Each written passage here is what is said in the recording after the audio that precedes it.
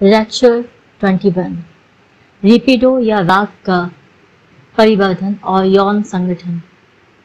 सबसे पहले चुंबन को ही विकृत यौन कार्य कहा जा सकता है, क्योंकि इसमें दो कामजनक मुख होता है जो दो जननेंद्रियों का नहीं, पर इसे कोई विकृत नहीं कहते। विपरीत नाटक दिखाया जा सकता है क्योंकि इसे मैथुन कार्य का एक परिष्कृत संकेत माना जाता है। फिर भी चुंबन ऐसी चीज है जो आसानी से पूर्ण काम विकृति बन सकता है, अर्थात तब जब यह इतनी तीव्रता में होता है कि सुखोत्तेजना और सुख क्षरण इसके साथ ही हो जाते हैं, जो कि कोई असामान्य बात नहीं है। फिर आप देखेंगे कि एक व्यक्ति में आलम्बन को ताकना और उसे हाथ से स्पर्श करना यौन सुख के लिए अनिवार्य होता है, जबकि दूसरा यौन उत्तेजन की पराकाष्ठा आने पर काटता है या चूटी भरता है। किसी तीसरे प्रेमी में आलम्बन के शरीर का जननेंद्रिय क्षेत्र के अलावा कोई और क्षेत्र अधिकतम उत्तेजना पैदा करता है और इस तरह इनके अनंत भेद हो सकते हैं। इस तरह की किसी एक विलक्षणता वाले लोगों को प्रकृतों की श्रेणी में से निकलना और विकृतों में शामिल करना बिल्कुल बेतुका है। इसके विपरीत यह अधिकाधिक स्पष्ट होता जाता है कि काम विकृति का आवश्यक तत्व यौन उद्देश्य से आगे बढ़ जाना, जननेंद्रियों के स्थान पर और अंगों को ले आना और आलम्बन में भिन्नताएं हो जाना नहीं है, बल्कि सिर्फ यह है कि व्यक्ति इन विपथनों या मार्ग भ्रष्टताओं पर कितनी अनन्यता से कायम रहता है और इस तरह प्रजनन का प्रक्रम कहाने वाले मैथुन कार्य को सर्वथा दूर कर देता है। जहां विकृत काम चेष्टाएं प्रकृत मैथुन कार्य की पूर्ति को तीव्र करने या वहां तक पहुंचाने के लिए की जाती है, वहां वे वास्तव में विकृत नहीं है। जिस तरह के तथ्य अभी बताए गए हैं उनसे स्वभावतः प्रकृत और विकृत यौन प्रवृत्ति के बीच की खाई बहुत अधिक पटने लगती है। इससे सीधा यह अनुमान निकलता है कि प्रकृत यौन प्रवृत्ति किसी अपने से पहले मौजूद प्रवृत्ति में पैदा हुई है और इसके लिए इस वस्तु के कुछ अंशों को बेकार समझकर छोड़ दिया गया है और कुछ और अंश इसमें जोड़ दिए गए हैं, जिससे इन्हें एक नए उद्देश्य अर्थात प्रजनन के उद्देश्य का साधन बनाया जा सके। इस प्रकार विकृतियों के बारे में हमें जो दृष्टिकोण प्राप्त हुआ है उसका उपयोग करके अब हम शैशवीय यौन प्रवृत्ति की समस्या पर अधिक स्पष्ट पृष्ठभूमि में अधिक गहरा विचार कर सकते हैं। पर इससे पहले मैं इन दोनों के एक महत्वपूर्ण अंतर की ओर आपका ध्यान खींचना चाहता हूँ। साधारणतया विकृत यौन प्रवृत्ति बहुत अधिक सघन होती है। इसका सारा व्यापार एक और अधिकतर सिर्फ एक उद्देश्य की ओर होता है। कोई एक ही घटक आवेग सर्वोपरि होता है। यह या तो वही होता है जो दिखाई दे रहा है या इसने दूसरों को अपने ही प्रयोजनों में लगा लिया है। इस दृष्टि से विकृत और प्रकृत यौन प्रवृत्ति के बीच इसके सिवाय और कोई अंतर नहीं कि प्रधान घटक आवेग और इसीलिए यौन उद्देश्य भिन्न है। ये दोनों ही एक सुसंगठित क्रूर शासन है। फर्क यही है कि इनमें से एक में शासक वंश ने सारी सत्ता हत्या ली है और दूसरे ने। इसके विपरीत शैशवीय यौन प्रवृत्ति में इस सघनता और संगठन का मुख्यतया अभाव होता है। इसके घटक आवेग भी उतने ही प्रबल होते हैं। उनमें से प्रत्येक स्वतंत्र रूप से अपने ही सुख के लिए प्रयत्न करता है।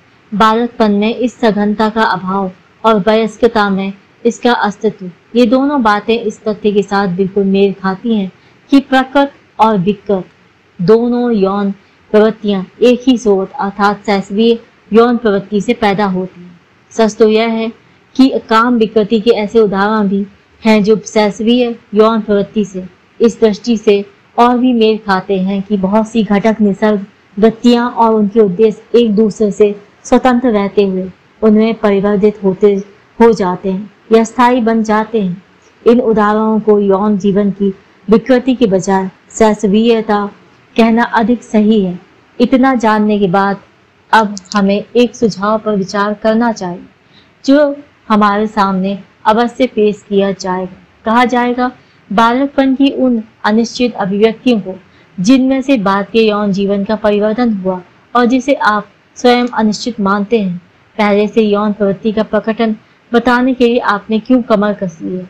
आप उनका कार्यकी की दृष्टि से वर्णन करके और सिर्फ इतना कहकर ही क्यों संतुष्ट नहीं हो जाते कि खाली चूसने और मल रोकने जैसे व्यापार छोटे बच्चों में पहले ही देखे जा सकते हैं, जिससे प्रकट होता है कि वे अपने अंगों से सुख प्राप्त करते हैं।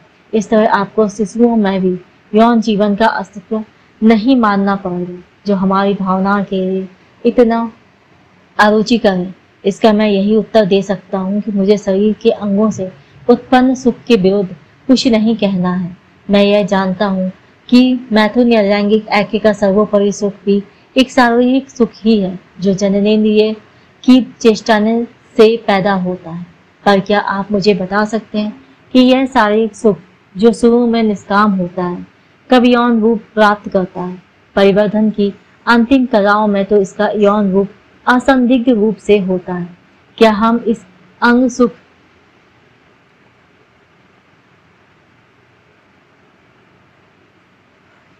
के बारे में यौन प्रवृत्ति की अपेक्षा अधिक जानते हैं? आप कहेंगे इसमें यौन रूप तब आता है जब जननेंद्रियां अपना कार्य करने लगती हैं। यौन प्रवृत्ति या कामुकता का अर्थ सिर्फ जननेंद्रिय से संबंध है। आप विकृतियों की रुकावटों को भी यह कहकर पार कर जाएंगे कि इनमें से अधिकतर में जननेंद्रियों का सुखोत्तेजन होता है, यद्यपि वह जननेंद्रियों के ऐक्य के अलावा दूसरे उपायों से पैदा किया जाता है। यदि आप यौन प्रवृत्ति की आवश्यक विशेषताओं में से प्रजनन से और उसके संबंध को निकाल दें, क्योंकि विकृतियों के होने के कारण यह विचार सत्य नहीं सिद्ध होता, और इसके बदले जननेंद्रियों की चेष्टा पर अधिक बल दें, तो सचमुच आप बहुत अधिक अच्छी स्थिति में होंगे। पर तब हम में बहुत अधिक मतभेद नहीं रहेगा। मामला सिर्फ यह रह जाएगा कि जननेंद्रियां बनाम दूसरे हैं। तो अब आपके पास अधिक मात्रा में मिलने वाले ऐसे साक्ष्य का क्या उत्तर है कि परितुष्टि के प्रयोजन के लिए जननेंद्रियों के स्थान पर, जैसा कि सामान्य चुंबन में होता है या आवारा जीवन के विकृत कर्मों या हिस्टीरिया के लक्षणों में होता है, अन्य अंग आ जाते हैं। इस स्नायु रोग में प्रायः ऐसा होता है कि उद्दीपन घटनाएं, संवेदन, स्नायु उद्दीपन और खड़ा होने या दृढ़ीकरण के प्रक्रम भी, जो असल में जननेंद्रिय से संबंध रखते हैं, अपना स्थान छोड़कर शरीर के दूर के क्षेत्रों पर पहुंच जाते हैं। उदाहरण के लिए उनका नीचे से ऊपर सिर और चेहरे पर विस्थापन हो जाता है। इस प्रकार आप देखेंगे कि जिन बातों को आप यौन प्रवृत्ति की आवश्यक विशेषताएं बताते हैं, उनमें से कुछ भी ऐसा नहीं बचा है, और आपको मेरा अनुसरण करके यौन या कामुक के अंतर्गत बिल्कुल बचपन के उन व्यापारों को भी रखना होगा जिनका उद्देश्य अंग सुख होता है। अब मैं अपने दृष्टिकोण की समर्थक दो और बातें पेश करूंगा। जैसा कि आप जानते हैं, हम बिल्कुल बचपन की उन संदिग्ध और अनिर्दिष्ट चेष्टाओं को जो सुख के लिए की जाती है, यौन या कामुक कहते हैं, क्योंकि लक्षणों का विश्लेषण करते हुए हम ऐसी सामग्री से उन तक पहुंचते हैं जिसके यौन होने से इनकार नहीं किया जा सकता।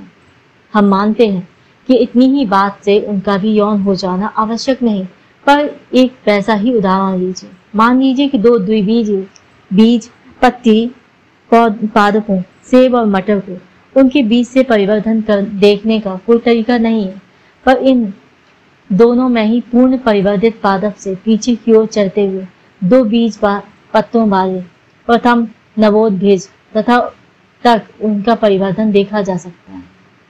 इन दोनों बीज पत्तों में कोई फर्क नहीं है। दोनों पादपों में वे एक से रखते हैं। क्या इससे मैं यह निष्कर्ष निकालूं कि वे वास्तव में एक से हैं, और सेब के पेड़ और मटर के पेड़ में पौधे में जो भेद दिखाई देता है वे पादप के बाद के परिवर्तन में पैदा होते हैं, अथवा क्या जैविकीय दृष्टि से यह मानना अधिक ठीक नहीं है कि यह अंतर नवोद्भिजों में पहले ही मौजूद है, यद्यपि मैं उसे बीज पत्रों में नहीं देख सकता।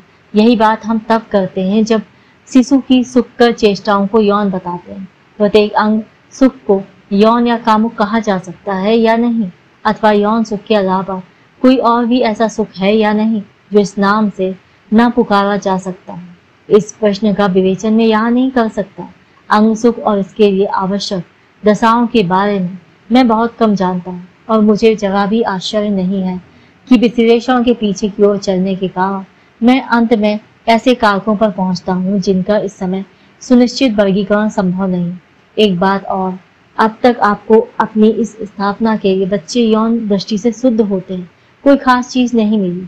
चाहे आप मुझसे यह मनवा लें कि शिशु की चेष्टाओं को यौन या कामुक न माना जाता तो अच्छा रहता। कारण है कि तीसरे वर्ष से तो बच्चे में यौन जीवन शुरू हो जाने के बारे में कोई संदेह ही नहीं। इस समय जननेंद्रियों में उत्तेजन के चिन्ह दिखाई देने लगते हैं। शायद शिशु हस्त मैथुन या का अर्थात जननेंद्रियों से परितुष्टि पाने का एक संभवतः अनिवार्य समय है। अब यौन जीवन के मानसिक और सामाजिक पहलुओं की उपेक्षा नहीं की जा सकती। आलम्बन का चुनाव, विशेष व्यक्तियों से अनुराग और एक या दूसरे लिंग वाले में प्रीति तथा ईर्ष्या मनोविश्लेषण के समय से पहले भी निष्पक्ष प्रेक्षकों ने स्वतंत्र रूप से कार्य करते हुए निश्चायक रूप से सिद्ध कर दी थी। हर कोई प्रेक्षक जो अपने आंखों का प्रयोग करे उनकी पुष्टि कर सकता है। आप कहेंगे कि हमने अनुराग जल्दी पैदा हो जाने में कभी संदेह नहीं किया। हमने तो सिर्फ इस बात पर संदेह किया है कि यह अनुराग यौन प्रकार का है।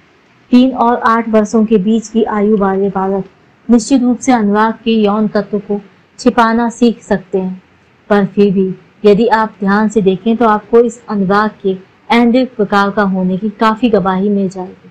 और यदि तब भी कोई बात आपके ध्यान में आने से रह जाएगी तो उसकी पूर्ति विश्लेषण की जांच पड़ताल से बहुत अच्छी तरह हो जाएगी। जीवन के इस काल में यौन उद्देश्य उसी समय पैदा होने वाले यौन कौतूहल से, जिसका कुछ वर्णन मैंने किया है, बहुत नजदीकी संबंध रखते हैं। इनमें से कुछ उद्देश्यों का विकृत स्वरूप बालक के अप्रौढ़ शरीर का स्वाभाविक परिणाम है, जिसे अभी संभोग के उद्देश्य या लक्ष्य का पता नहीं चला है।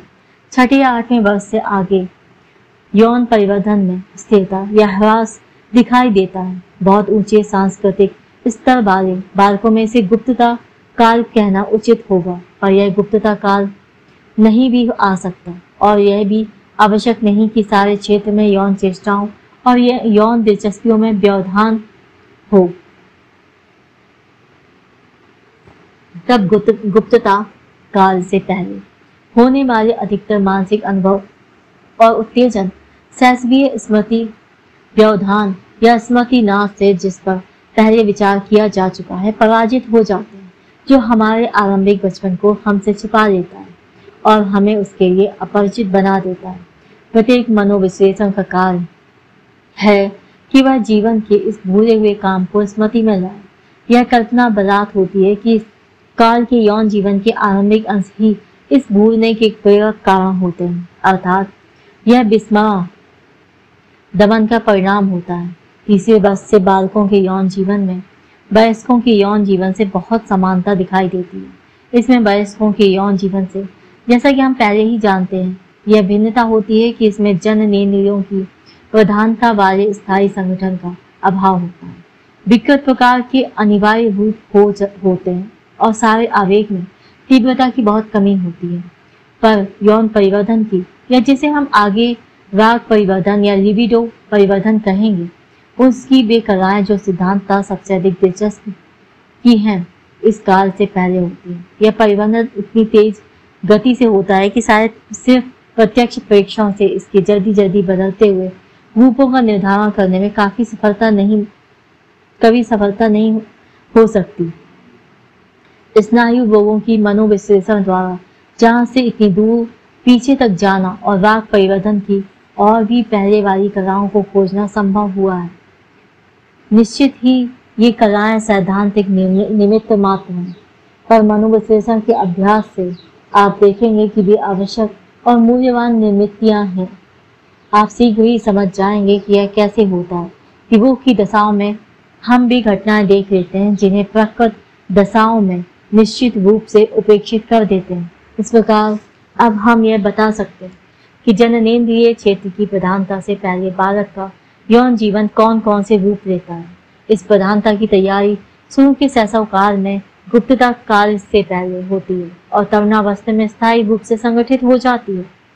इस आरंभिक काल में एक ढीला ढाला संगठन होता है जिसे हम प्राग जननेंद्रिय कहते हैं प्री जेनिटर, क्योंकि इस काल में सबसे अधिक प्रमुख जननेंद्रियों की घटक निसर्ग बत्तियां नहीं होती, बल्कि पूरक, तोषी और गुदीय निसर्ग बत्तियां होती हैं। अभी पुल्लिंग और स्त्रीलिंग के भेद का कोई महत्व नहीं होता, इसकी बजाय सक्रिय और निष्क्रिय का विभेद होता है, जिसे यौन ध्रुवत्व का पूर्ण रूप कहा जा सकता है, जिसके बाद में यह जो भी जाता है। इस काल में हमें जननेंद्रिय कला के दृष्टिकोण से देखने पर जो चीज पुल्लिंग प्रतीत होती है, वह आधिपत्य के आवेग की अभिव्यक्ति सिद्ध होती है, जो आसानी से क्रूरता में परिवर्तित हो जाती है।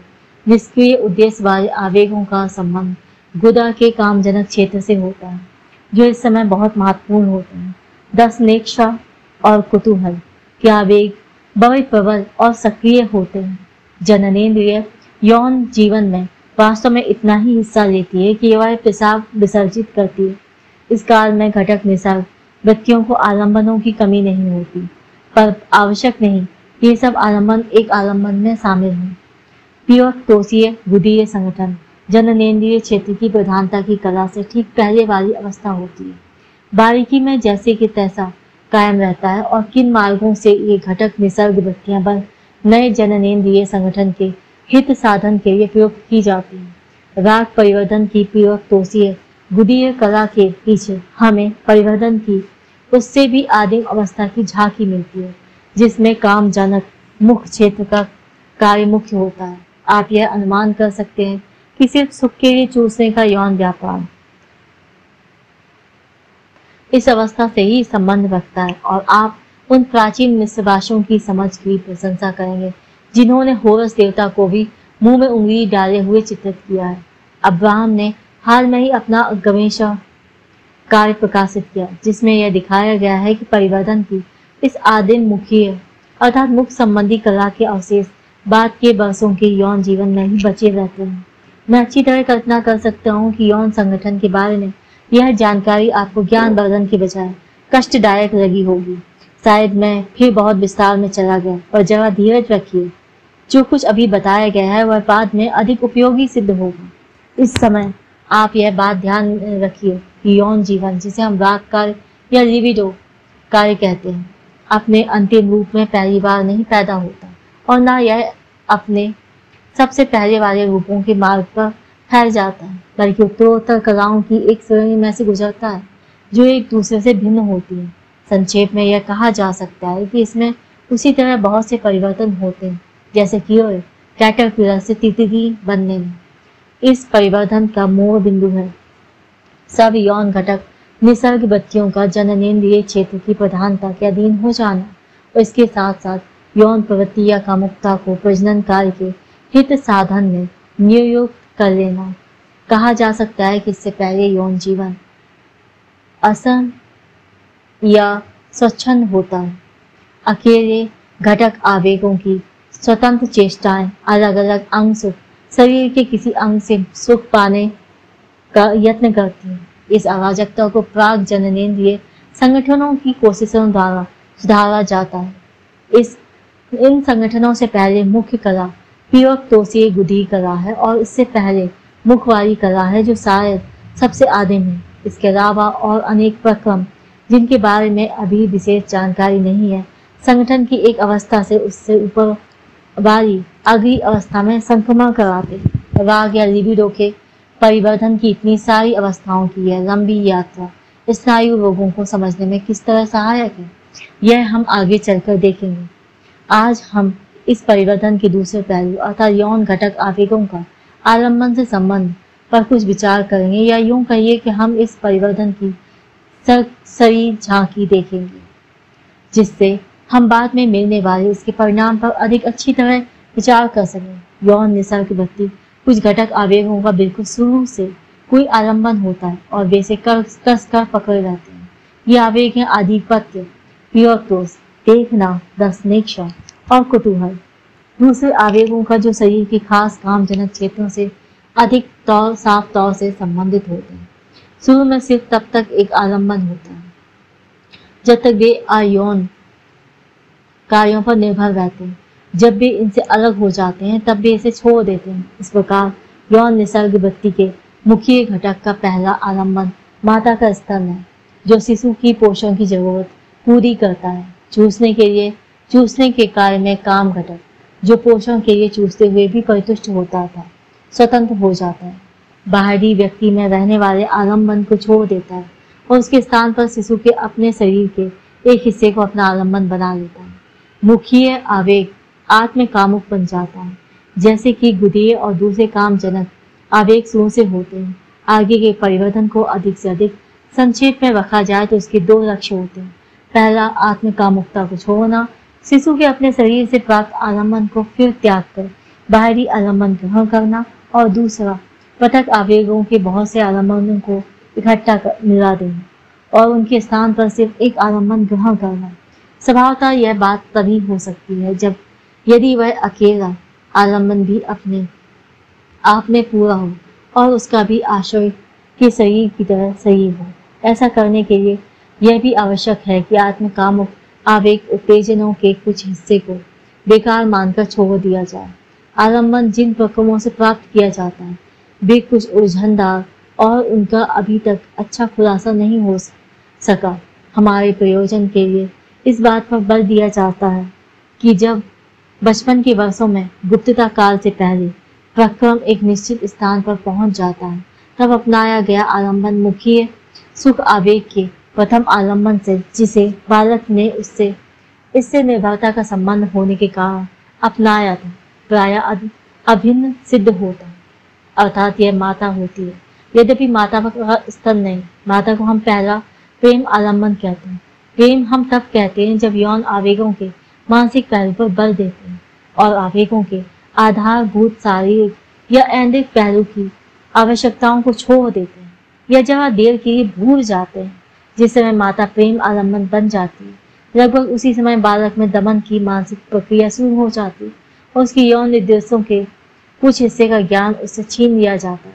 प्रेम आलम्बन के लिए इस प्रकार माता को चुनने के साथ वे सारी बातें जुड़ी हुई हैं जो ओडिपस ग्रंथि या मातृ प्रणय ग्रंथि के नाम से पुकारी जाती है, जिनके स्नायु रोगों की मनोविश्लेषणी व्याख्या में इतना अधिक महत्व हो गया है और शायद मनोविश्लेषण का विरोध पैदा करने में भी जिसका इतना अधिक महत्वपूर्ण हिस्सा रहा है। एक छोटी सी घटना जो इन युद्ध के दिनों में हुई थी। मनोविश्लेषण का एक कट्टर अनुयायी पोलैंड के मोर्चे पर डॉक्टर के रूप में काम कर रहा था। उसके दूसरे सहयोगी को यह देखकर उनकी ओर ध्यान खींचा कि कई बार वह किसी रोगी पर अप्रत्याशित प्रभाव डाल देता। पूछने पर उसने माना कि मैं मनोविश्लेषण की विधियों का प्रयोग करता हूँ और वह अपने सहयोगियों को अपना ज्ञान देने को तैयार हो गया। इस प्रकार उसके दल के चिकित्सक, अधिकारी, उसके सहयोगी और अफसर हर सायंकाल मनोविश्लेषण के रहस्यों को समझने के लिए इकट्ठे होने लगे। कुछ समय तक सब ठीक ठाक चलता रहा, पर जब उसने अपने श्रोताओं को ओडिपस ग्रंथि का परिचय दिया तब एक बड़ा अफसर खड़ा हो गया। उसने कहा कि मैं इन सब बातों को नहीं मानता और बहादुर लोगों को जो परिवारों के पिता हैं और अपने देश की खातिर लड़ा है, ऐसी बातों पर व्याख्यान देना नीच कार्य है और उसे व्याख्यान जारी रखने पर रोक लगा दी। इस प्रकार शांत हो गया। विश्लेषक को मोर्चे के दूसरे हिस्से पर भेज दिया गया, पर मेरी राय में यदि जर्मन सेना की विजय विज्ञान की ऐसी दलबंदी पर निर्भर है तो उसका भविष्य अच्छा नहीं और ऐसी किसी दलबंदी ने जर्मन विज्ञान समृद्ध नहीं होगा। अब आप यह जानने के लिए अधीर होंगे कि इस भयानक ओडिपस ग्रंथि में क्या क्या बात आती है। राजा ओडिपस की ग्रीक पुराणों में जो प्रथा आती है उससे आप परिचित होंगे। ओडिपस के विषय में यह भविष्यवाणी की गई थी कि वह अपने पिता को मारेगा और अपनी माता से विवाह करेगा। उसने इन भविष्यवाणियों को झूठा सिद्ध करने की भरसक कोशिश की और जब उसे यह पता चला कि उसने अज्ञान में ये दोनों अपराध कर लिए हैं, तब दंड के रूप में उसने अपने आप को अंधा कर दिया। इसीलिए इसे ओडिपस ग्रंथि कहा जाता है। मैं समझता हूँ कि सोफोक्लीज ने इस कहानी से जो दुखांत नाटक बनाया है उसका गहरा प्रभाव आपने स्वयं अनुभव किया हो। इस यूनानी कवि की रचना में ओडिपस के कार्य का जो बहुत पहले किया जा चुका था क्रमशः उद्घाटन किया गया और पूछताछ के प्रसंग को बड़ी कुशलता से लंबा करके उसे लगातार नए साक्ष्यों से पुष्ट करके धीरे धीरे सामने रखा गया। इस प्रकार यह कुछ मनोविश्लेषण के तरीके जैसा है। संवाद में भ्रम में पड़ी हुई माता पत्नी जोकास्टा इस पूछताछ को जारी रखने में विरोध करती है। वह कहती है कि स्वप्नों में बहुत से लोगों ने अपनी माताओं से संभोग किया, पर स्वप्नों का कोई महत्व नहीं है। हमारे ये स्वप्नों का बहुत महत्व, विशेष रूप से प्रारूपिक स्वप्नों का जो बहुत से लोगों को आते हैं। हमें कुछ भी संदेह नहीं कि जोकास्टा जिस स्वप्न की बात कहती है उसका पौराणिक आख्यान की भयंकर कहानी से गहरा संबंध है। यह आश्चर्य की बात है कि सोफोक्लीज के दुखांत नाटक से उसके श्रोताओं में रोषपूर्ण विरोध नहीं पैदा होता। उनमें यह प्रतिक्रिया पैदा होना अधिक उचित होता है जो कि उस मंद बुद्धि सैनिक डॉक्टर में पैदा होती, क्योंकि मूलतः यह अनैतिक नाटक है। यह सामाजिक नियम के प्रति मनुष्य की जिम्मेदारी को दूर कर देता है और यह दिखलाता है कि दैवी बलों के विधान से यह अपराध होता है और मनुष्य की नैतिक निसर्ग वृत्ति जो इस अपराध से उसकी रक्षा करती है शक्तिहीन हो जाती है। यह मानना आसान है कि पौराणिक व्याख्यान की कथा में भाग्य और देवताओं को दोष देने का आशय मौजूद रहा होगा। बुद्धिवादी यूरिपिडीज की रचना में जो दैवी शक्तियों का विरोधी था, यह चीज संभवतः ऐसा दोषारोपण बन जाती है, पर धर्म प्राण सोफोक्लीज के साथ ऐसे आशय का प्रश्न ही नहीं पैदा होता। उसकी धार्मिक भावना देवताओं की इच्छा के पालन को सबसे ऊंची नैतिकता बताती है, यहाँ तक कि जब वे अपराध का विधान करे तब भी, और इस तरह वह इस दोष का भागी नहीं बनाया जा सकता। मैं यही नहीं समझता कि उस नाटक का यह संदेश भी उसकी एक अच्छाई है, पर इससे उसके प्रभाव में कमी भी नहीं होती। इससे श्रोता उदासीन बना रहता है, पर इस पर कोई प्रतिक्रिया नहीं करता, बल्कि स्वयं पौराणिक कथा के गूढ़ अर्थ और पर वस्तु पर इस तरह प्रतिक्रिया करता है मानो आत्म विश्लेषण करके उसने अपने भीतर ऑडिपस ग्रंथि का पता लगा लिया है और मान लिया है कि देवताओं की इच्छा और भविष्यवाणी मेरे ही अचेतन का गरिमा से ढका हुआ रूप है। मानो उसे यह याद आ गया है कि उसने अपने पिता को खत्म कर देने और उसकी जगह अपनी माता से विवाह करने की इच्छा थी और उसे इस विचार से घृणा करनी चाहिए। कवि के शब्दों का उसे यह अर्थ प्रतीत होता है, आप व्यर्थ ही अपने को दोषी होने से इनकार करते हैं। आप व्यर्थ ही यह बताते हैं कि आपने इन बुराइयों को से बचने की कितनी कोशिश की है, इसलिए आप अपराधी हैं, क्योंकि आप उन्हें दूर नहीं कर सके। वे अब भी अचेतन रूप में आपके भीतर मौजूद है और उसमें मनोवैज्ञानिक सत्य है। यद्यपि मनुष्य ने अपनी दूषित इच्छाओं का दमन करके उन्हें अपने अचेतन में भेज दिया है और तब वह खुशी से अपने मन में कहता है कि मैं अब उनके लिए उत्तरदायी नहीं, तो भी उसे इस रूप में अपनी जिम्मेदारी महसूस करनी पड़ती है कि उसके हृदय में एक ऐसी अपराध भावना है जिसकी उसे कोई बुनियाद नहीं दिखाई देती। इस बात में कोई संदेह नहीं हो सकता कि स्नायु रोगियों को प्रायः तंग करने वाली अपराध भावना के सबसे महत्वपूर्ण स्रोतों में से एक ओडिपस ग्रंथि है। इसके अतिरिक्त एक और बात है, मैंने 1913 में टोटेम अनडिटेबल शीर्षक एक अध्ययन प्रकाशित किया था जिसमें धर्म और नैतिकता के प्राचीनतम रूपों का परिचय था। उससे मैंने यह आशंका प्रकट की थी कि शायद सारी मनुष्य जाति की अपराध भावना जो सारे धर्म और नैतिकता का मूल स्रोत है, इतिहास के आरंभ में ओडिपस ग्रंथि के द्वारा ही प्राप्त की गई होगी। मैं इस विषय में आपको बहुत कुछ बताना चाहता हूँ, पर अच्छा यह होगा कि ना बताऊं। इस विषय को एक बार शुरू करके छोड़ देना कठिन है और अब हमें फिर व्यष्टि मनोविज्ञान पर लौट आना चाहिए। तो गुप्तता काल से पहले आलम्बन चुनाव के काल में बालकों के सीधे प्रेक्षण से ओडिपस ग्रंथि के बारे में हमें क्या पता चलता है? आसानी से दिख जाता है कि वह जहाँ शिशु पुरुष अपनी सारी की सारी माता को अपने लिए ही चाहता है, अपने पिता को इसमें बाधक देता है। जब पिता को उसका आलिंगन करते देखता है तब बेचैन हो जाता है, और जब पिता बाहर चला जाता है या अनुपस्थित होता है तब वह अपना संतोष जाहिर करता है और वह अपनी भावनाएं सीधे तौर से शब्दों में प्रायः प्रकट करता है। अपनी माता को वचन देता है कि मैं तेरे साथ विवाह करूंगा। ओडिपस के कृत्यों की तुलना में यह बात कुछ बड़ी नहीं प्रतीत होगी, और तथ्य की दृष्टि से यह काफी है। दोनों का सार एक ही है। बहुत बार प्रेक्षकों में यह देखकर पहेली सी लगने लगती है कि इस काल में वही बालक किसी समय पिता के लिए बड़ा अनुराग प्रदर्शित करेगा, और भावना की ऐसा विषम या ठीक कहा जाए तो उभयक एक जगह मौजूद अर्थात विपरीत भावनाओं की अवस्था जो वयस्कों में संघर्ष पैदा कर देंगी। बालकों में बहुत समय तक एक साथ आराम से रह सकते हैं, जैसे कि बाद में अचेतन में स्थायी रूप से इकट्ठी रहती हैं। यह आक्षेप किया जा सकता है कि छोटे बच्चे का व्यवहार अहंकार से प्रेरित है और उसमें कामुकता ग्रंथि का अवधारण उचित नहीं।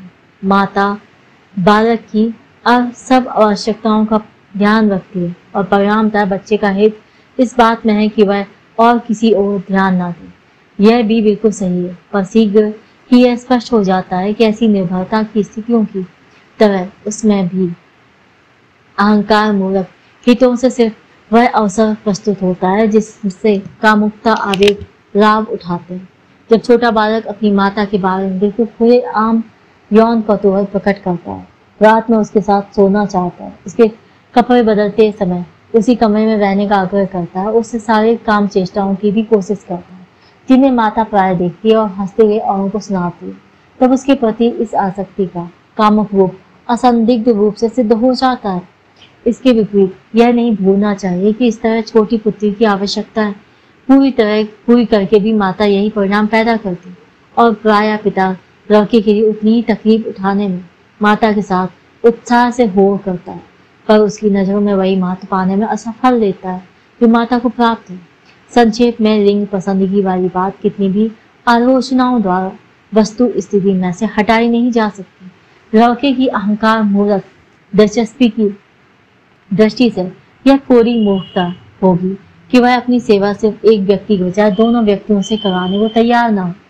जैसा कि आप देखते हैं, मैंने लड़के के अपने पिता और माता से संबंध का ही वर्णन किया है। आवश्यक उलटफेर के साथ ठीक यही बात छोटी लड़कियों में होती है। पिता से प्रेम पूर्ण अनुराग अनावश्यक माता को हटाने और उसका स्थान ग्रहण करने की आवश्यकता है।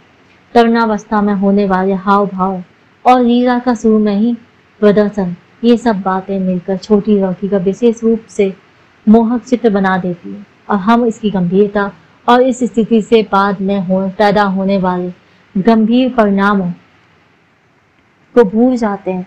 यह बात और कह दी जाए कि बहुत बार बालक में ओडिपस ग्रंथि पैदा करने में स्वयं माता पिता का ही सबसे निश्चायक प्रभाव पड़ता है। वे स्वयं एक से अधिक बालक होने पर लिंग आकर्षण से प्रभावित होते हैं। पिता अपनी छोटी लड़की के प्रति असंदिग्ध रूप में प्यार प्रदर्शित करता है और माता पुत्र के प्रति, पर इस बात से भी ससवे ओडिपस ग्रंथि की स्वयं स्फूर्तता पर गंभीर आक्षेप नहीं आता। तब और बच्चे हो जाते हैं, तब ओडिपस ग्रंथि विस्तृत हो जाती है और वह परिवार ग्रंथि बन जाती है। अहंकार मूलक दिलचस्पियों को लगने वाले आघात से नया बल पाकर यह इन नए बच्चों के प्रति अरुचि और भावना और फिर उनसे छुटकारा पाने की निसंकोच इच्छा पैदा करती। ये घृणा की भावनाएं साधारणतया जनकीय ग्रंथि से संबंधित घृणा भावनाओं की अपेक्षा अधिक खुलेआम प्रकट की जाती है। यदि यह इच्छा पूरी हो जाए और कुछ समय बाद परिवार में अनचाही वृद्धि मृत्यु के कारण हट जाए तो बाद के विश्लेषणों से पता चलेगा कि बालक के लिए इस मृत्यु का भी कितना अर्थ है, बल्कि यद्यपि वह आवश्यक नहीं कि इसकी याद उसे बनी रहे। दूसरे शिशु के पैदा हो जाने के बाद का पहले बालक को मजबूरन दूसरे स्थान पर हटना पड़ता है और अब पहली बार वह माता से प्राय पूरी तरह अलग हो जाता है। इसलिए इस तरह अपने अलग कर दिए जाने को माफ कर देना उसके लिए बड़ा कठिन है। उसमें वैसी ही भावनाएं पैदा हो जाती हैं जिन्हें वयस्कों में हम गहरी कटुता की भावना कहते हैं और प्राय वे अस्थायी वैमनस्य का आधार बन जाती हैं। यह पहले ही बताया जा चुका है कि यौन कौतूहल और इसके बाद की सब बातों का प्राय इन अनुभवों से संबंध होता है। जब ये नए भाई और बहन बड़े होते हैं तब उनके प्रति बालक के रूप में बहुत महत्वपूर्ण परिवर्तन हो जाते हैं। लड़का अपनी निष्ठाहीन माता के स्थान पर अपनी बहन को प्रेम आलंबन बना सकता है। जहाँ एक छोटी बहन को आकृष्ट करने वाले कई भाई होते हैं, वहाँ बालकपन में ही विरोधपूर्ण प्रतिस्पर्धा पैदा हो जाती है जो बाद के जीवन में बड़े महत्व की सिद्ध होती है। छोटी लड़की अपने से बड़े भाई को पिता का स्थानापन्न बना लेती है क्योंकि पिता उससे बचपन के जैसा प्यार नहीं करता, या वह किसी छोटी बहन को उस शिशु का स्थानापन्न बना लेती है जो वह अपने पिता से पाना चाहती है पर ना पा सकी। यह और इसी तरह की अन्य बहुत सी बातें बालकों के सीधे प्रेक्षणों से और बचपन की स्पष्ट स्मृतियों पर विचार करने से बिना विश्लेषण के दिखाई देती है। और आप इससे और बातों के अलावा यह अनुमान भी कर सकते हैं कि भाइयों और बहनों की कम में बालक की जो स्थिति है वह उसके बाद के जीवन के लिए बहुत अधिक अर्थपूर्ण है, जिस पर प्रत्येक जीवन चरित्र में विचार करना चाहिए। पर इससे भी अधिक महत्वपूर्ण बात यह है कि आसानी से प्राप्त होने वाली इन ज्ञानवर्धक बातों को सुनकर आप निषिद्ध संभोग का निषेध होने के कारणों के वैज्ञानिक सिद्धांतों को याद करके मुस्कुरा पड़ेंगे। इसके लिए क्या क्या उपाय नहीं सोचे गए।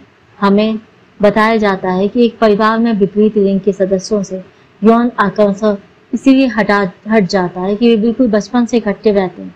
अतः अंतर विजनन के विरुद्ध जैविकीय प्रवृत्ति जैसी प्रवृत्ति के कारण मन में निषिद्ध संभोग का भय होता है। इस तरह सोचते हुए यह बिल्कुल भुला दिया जाता है कि यदि निषिद्ध संभोग के प्रलोभन के विरुद्ध कोई विश्वसनीय प्राकृतिक रुकावटें होती तो कानून और रोई में ऐसे प्रबल विरोधों की आवश्यकता न रहती। सच्चाई बिल्कुल इसके विपरीत है। मनुष्य जाति में आलम्बन का पहला चुनाव सदा निषिद्ध संभोग वाला ही होता है। पुरुषों के लिए वह माता और बहन होती है और इस चली आने वाली शास्त्रीय प्रवृत्ति को कार्य रूप में परिणत होने से रोकने के लिए बहुत कठोर निषेधों की आवश्यकता होती है। आज जो जंगली और आदिम जातियां मौजूद हैं उनमें निषिद्ध संभोग विषयक निषेध हमारे यहाँ से बहुत अधिक कठोर है। थियोडोर रीक ने हाल में ही एक बहुत उत्तम पुस्तक में यह कहा है कि तरुणावस्था या प्रौढ़ता पर जंगली लोगों में होने वाले कर्मकांड का जो द्वितीय जन्म को निरूपित करता है अर्थ है माता के प्रति बालक की निषिद्ध संभोगात्मक आसक्ति को शिथिल कर देना और पिता के साथ उसका फिर मेल मिलाप करा देना। पौराणिक साहित्य से पता चलता है कि जिस निषिद्ध संभोग से मनुष्य इतनी घृणा प्रदर्शित करता है उसकी उन्होंने अपने देवताओं को बिना विचारे छूट दे रखी है। और प्राचीन इतिहास से आपको पता चलेगा कि बहन के साथ निषिद्ध संभोग कलात्मक विवाह राजाओं में से फाराओ और पेड़ों के लिए धार्मिक कर्तव्य बताया गया था। इसीलिए यह एक तरह का विशेषाधिकार था जो आम लोगों को नहीं दिया गया था। ओडिपस का एक अपराध था माता के साथ निषिद्ध संभोग और दूसरा था पिता की हत्या। प्रसंगत टोटेमवाद जो मनुष्य जाति की पहली सामाजिक धार्मिक संस्था है उन्हें सबसे बड़ा अपराध मानता है। अब बालकों के प्रत्यक्ष परीक्षाओं को छोड़कर वयस्क स्नायु रोगियों की मनोविश्लेषण संबंधी जांच की ओर चाहिए। विश्लेषण से ओडिपस ग्रंथि के बारे में और क्या जानकारी मिलती है। यह बताया जाता है कि ओडिपस ग्रंथि ठीक उसी रूप में प्रकट होती है जिस रूप में वह पौराणिक कथा में बताई गई है। यह पता चलता है कि इन स्नायु रोगियों में से प्रत्येक व्यक्ति या तो स्वयं ओडिपस था और या ग्रंथि से उत्पन्न प्रतिक्रिया में हैमलेट बन गया था, जो एक ही बात है। सच्चाई यह है कि विश्लेषण से ओडिपस ग्रंथि का जो चित्र सामने आता है वह शास्त्रीय रेखा चित्र का बड़ा और गहरा संस्करण ही होता है। अब पिता से घृणा और उसके मर जाने की इच्छा धुंधला संकेत मात्र नहीं रहती, माता के प्रति अनुराग मुखर हो जाता है जिसका उद्देश्य उसे अपनी स्त्री बनाना होता है। क्या भावनाओं के इस भद्देपन और तीव्रता का सचमुच बच्चे की नासमझी की उम्र को बताया जा सकता है, अथवा क्या विश्लेषण एक नया कारक पेश करके हमें धोखे में डाल रहा है? इन दोनों में से एक का ही पता लगाना कठिन नहीं। जब कभी कोई व्यक्ति भूतकाल का वर्णन करता है, चाहे वह इतिहासकार ही हो, तब हमें उन सब बातों को भी देखना पड़ता है जिन्हें वह ऐसा आशय न रखते हुए भी वर्तमान और बीच के कालों से भूतकाल में डाल देता है और इस तरह उसे मिथ्या बना देता है। स्नायु रोगियों के मामले में यह भी संदिग्ध है कि वह प्रतिवर्तन सर्वथा बिना आशय के होता है। आगे चलकर हम देखेंगे कि इसके लिए प्रेरक कारण होते हैं और हमें प्रतीपगामी कल्पना निर्माण के सारे विषय खोज करनी चाहिए जो सुदूर भूतकाल तक जाता है। हमें यह भी शीघ्र ही पता चल जाता है कि पिता के विरुद्ध घृणा बाद के कालों में पैदा हुए कई प्रेरक कारणों और जीवन के अन्य संबंधों से पुष्ट हुई है और माता के प्रति यौन इच्छाएं ऐसे रूपों में ढल गई हैं जो अब तक बच्चे के लिए अपरिचित होते हैं। पर यदि हम सारी ओडिपस ग्रंथि की व्याख्या प्रतिगामी कल्पना निर्माण से और जीवन के बाद के काल में पैदा होने वाले प्रयोगों से करने की कोशिश करेंगे तो वह निष्फल होगी। शैशव काल का नाभिक और इसमें जो कुछ अभिवृद्धि हुई हो वह जैसे कि तैसे बने रहते हैं, जिसकी पुष्टि बालकों के प्रत्यक्ष परीक्षाओं से होती है। अब हमारे लिए वह चिकित्सा संबंधी तथ्य सबसे अधिक व्यवहारिक महत्व का हो जाता है, जो विश्लेषण द्वारा सिद्ध ओडिपस ग्रंथि के रूप के विचार से रूप के पीछे से हमारे सामने आता है। हमें पता चलता है कि उपमाता के समय जब यौन निसर्ग वृत्ति सबसे पहले अपनी आवश्यकताएं पूरी ताकत से पेश करती, तब पुरानी परिचित निषिद्ध संभोगात्मक वस्तु राग या लिबिडो से ढके हुए रूप में पुनः ग्रहण की जाती है। मानव शैशव काल का आरंभन चुनाव खेल में किया गया एक विनोदात्मक यत्न था, पर इससे पूर्णता के आलम्बन चुनाव के लिए दिशा निश्चित कर दी।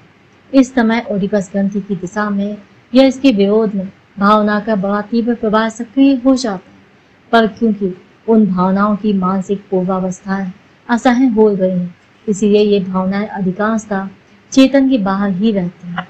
पूर्णता या तरुणावस्था के समय से मनुष्य को जनकों से अपने आप को स्वतंत्र करने के भारी काम में लगाना पड़ता है, और इस आसक्ति को छोड़ देने के बाद ही उसका बालकपन खत्म हो सकता है और इस प्रकार वह सामाजिक समुदाय का सदस्य बन सकता है।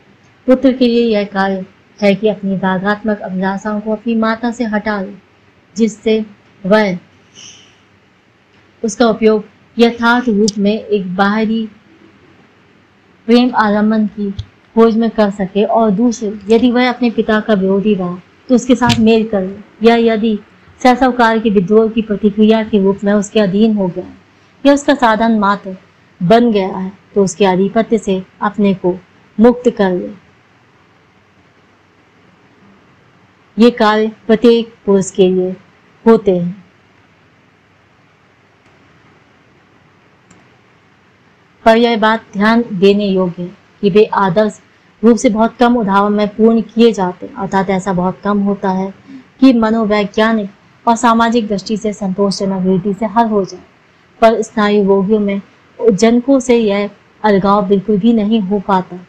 पुत्र सारे जीवन अपने पिता की अधीनता में रहता है और अपने राग को किसी नए यौन आलम्बन पर स्थानांतरित करने में असमर्थ होता है। इसके उल्टे संबंध में यही अवस्था पुत्री की होती है। इस अर्थ में ओडिपस ग्रंथि को स्नायु रोगों का सार रूप समझना उचित ही है। आप कल्पना कर सकते हैं कि मैं ओडिपस ग्रंथि के साथ संबद्ध बहुत सारे संबंध सूत्रों की, जो व्यवहार और सिद्धांत की दृष्टि से बड़े महत्व के हैं, कितनी अधूरी रूपरेखा दे रहा हूँ, पर इसके परिणामों या विभिन्न रूपों और संभव अपवर्तनों की जगह भी चर्चा नहीं करूँगा। इसके जगह दूर के परिणामों में से सिर्फ एक की ही चर्चा करना चाहता हूँ, जिससे यह सिद्ध होता है कि इसने साहित्य सृजन को बहुत ही अधिक प्रभावित किया है। ऑटो रैंक ने एक बहुत मूल्यवान गवेषण कार्य में यह दिखाया है कि सब युगों के नाटक लेखकों ने अपनी सामग्री मुख्यतः ओडिपस तथा निषिद्ध संभोग ग्रंथि और उसके परिणामों तथा छिपे हुए रूपों से ली है। यह कह देना भी उचित होगा कि मनोविश्लेषण के समय से बहुत पहले ओडिपस के दोनों दंडनीय अपराध असंयत निसर्ग वृत्ति की सच्ची अभिव्यक्तियां माने जाते थे। एनसाइक्लोपीडिया लेखक डिडेयो की प्रतियों में आपको यह बिल्कुल प्रसिद्ध संवाद ला नेवियो दा रायमो मिलेगा, जिसका गेटे जैसे साहित्यकार ने जर्मन भाषा में अनुवाद किया था। उसमें आपको ये विलक्षण शब्द पढ़ने को मिलेंगे। यदि इस छोटे से जंगली का बल चले, यदि उसकी विमूढ़ता प्रतिरूप में मौजूद हो, यदि उसमें दुधमुहे बच्चे जितना भी समझ हो और साथ ही 30 वर्ष के युवक के बराबर प्रबल वासना वेश भी हो, तो वह अपने पिता की गर्दन मरोड़ देगा, अपनी माता से संभोग करेगा। एक चीज और है जिसे मैं नहीं छोड़ सकता। ओडिपस की माता पत्नी से हमें स्वप्नों का स्मरण आएगा। क्या आपको स्वप्न विश्लेषणों के परिणाम अभी याद है? किस तरह स्वप्न निर्माण करने वाली इच्छाएं प्राय विकृत और निषिद्ध संभोगात्मक सिद्ध हुई थी, या उनमें निकट के और प्रिय संबंधियों के प्रति अनासंकित शत्रुता दिखाई दी थी। तब हमने भावना के इन दूषित प्रयत्नों के स्रोत को बिना व्याख्या किए छोड़ दिया था। अब आप स्वयं इस प्रश्न का उत्तर दे सकते हैं। बेराग या लिबिडो के विन्यास और आलम्बनों पर राग का आच्छन्न है, जो बिल्कुल बचपन के काल से संबंध रखते हैं और बहुत से चेतन जीवन में त्यागे जा चुके हैं, पर जो रात में अब भी अपनी मौजूदगी सिद्ध करते हैं और एक अर्थ में कार्य करने में समर्थ हैं। पर क्योंकि इस तरह विकृत निषिद्ध संभोगात्मक हत्या वाले स्वप्न सब लोगों को आते हैं और उन्हें सिर्फ स्नायु रोगियों को नहीं आते, इसलिए हम यह अनुमान कर सकते हैं कि जो लोग ओज प्रकृत हैं वे ओडिपस ग्रंथि की विकृतियों और आलम्बन आच्छादनों में से गुजर चुके हैं, और यह ही प्रकृत परिवर्धन का रास्ता है। इतनी ही बात है, जो चीज हमें प्रकृत रोगों के स्वप्न विश्लेषणों में भी प्रकट होती दिखाई देती है वह स्नायु रोगियों में बड़े अतिरंजित रूप में होती है, और यह भी एक कारण है जिससे हमने स्नायविक लक्षणों का प्रचार करने से पहले स्वप्नों का अध्ययन करना उचित समझा था। Thank you very much for listening. Have a nice day. This is the end of the lecture 20.